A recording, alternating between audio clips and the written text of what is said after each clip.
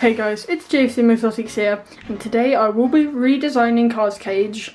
For the past couple months it's been on Lignacell. However, recently I thought I would change it up a bit. This was kind of, you know, speeded up when I figured out he couldn't fit in his hides. And so instead of buying the two extra large Exoterra hides to go on either side, I thought it would take up a lot of space, and Car is quite an active snake. I thought instead I would buy him a lot of driftwood and a lot of you know, forest related items, and I'd build him like a North American themed forest kind of enclosure.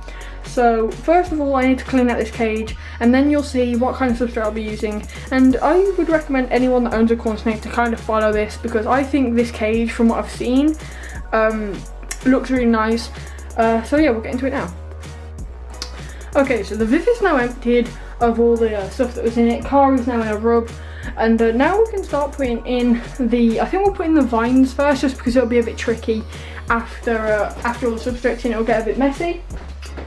Okay, so what I did buy was this vine from Swell, and it's 190 centimeters.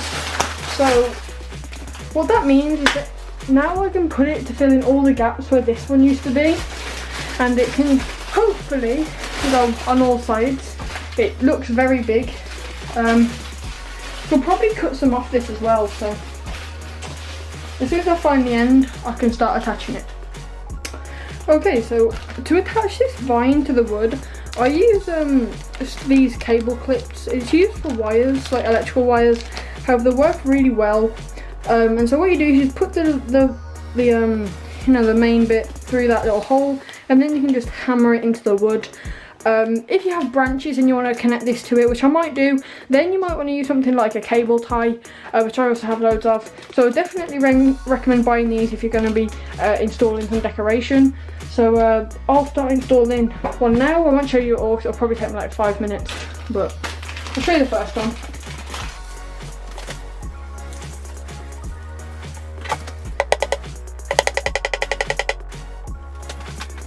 Okay, so I've installed the vines now, and they run like along there, and then I have this bit drooping down because I'm thinking I'm going to attach it to the branch. But next I need to add in my substrate. Now for this substrate, I'll take you over here now. I thought I'd use a mix of Komodo's forest bedding and Eco Earth. So I'm going to mix these two in together and then add that into the cage, and hopefully that should make a very foresty looking floor substrate. Okay, so the new substrate's been added in, and I think it's really nice. Obviously when the leaves and stuff are added on top of it, it'll give it more of a naturally look as well. So I'll just go ahead and start putting in some driftwood and the branch back in, and so we'll put that in now. I think we'll probably start off with the branch. Mainly because then I can base everything around it, because the branch takes up a lot of space. But also in this enclosure, I am going to be swapping his heat source to a ceramic bulb from the red one.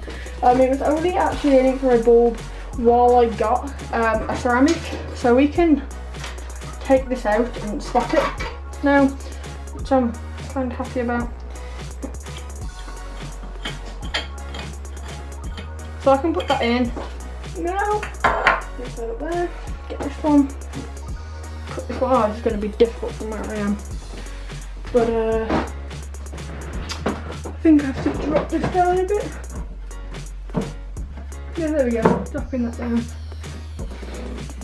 I did get these ceramics from Matt at Skipper Reptile, so thanks Matt for these. He gave me a good deal on these ceramic bulbs. There we go, straight back in there, and now we can start adding the branches. Okay, so I've now put the first branch in, and I think it's starting to look very naturalistic now. I've just added that vine onto that branch using a cable tie, and now we can start adding in the driftwood. Now I recently purchased my driftwood, well, some driftwood from Swell Reptile. I've also just got this little thing that I found in my in some reptile supplies I had, and I thought it would make a nice addition to this cage, so I've put that in. But yeah, so I'll start to put in the driftwood now. I'm thinking it's probably best to just kind of like it like this.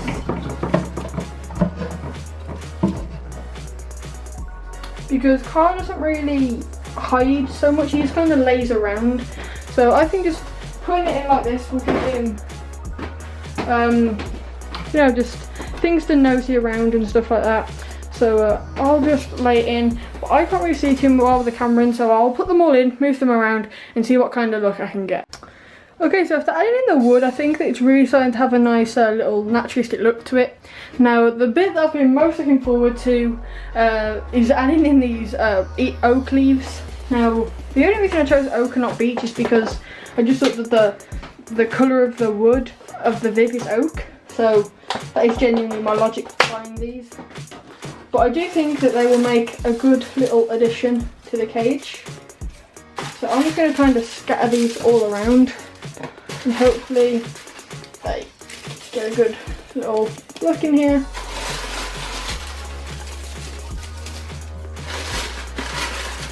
Dropping more on the floor than I actually am getting in the tank. So I've left this little space here for the water bowl, that's where that's going to go.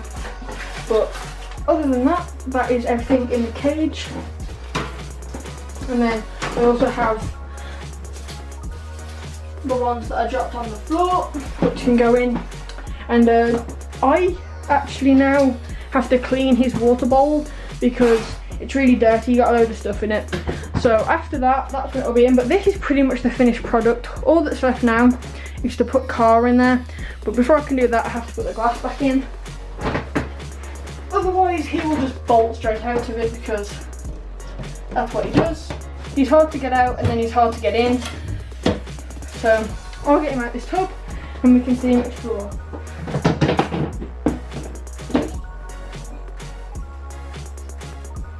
I think I'm going to be adding leaves to a lot more of my enclosures in the future, just because this is such a beautiful enclosure now, I think. As you can see, he's going back in there and he's just completely freaked out. So if I can just get his tail back in, here we go. You can see him coming back along here. It looks really cool. So I'll just, if I can ease him back in. There we go, I can shut the glass up now. There you go guys. That is a naturalistic North American forest themed corn snake enclosure that I would like to think I've done a pretty good job on with the wood and the leaves. And you can find all this stuff on Swell Reptiles. Link also is in the description as always. So yeah, go and buy you guys this stuff. I think it looks really cool, and I'll see you all in the next video. It's been JFCMexotics.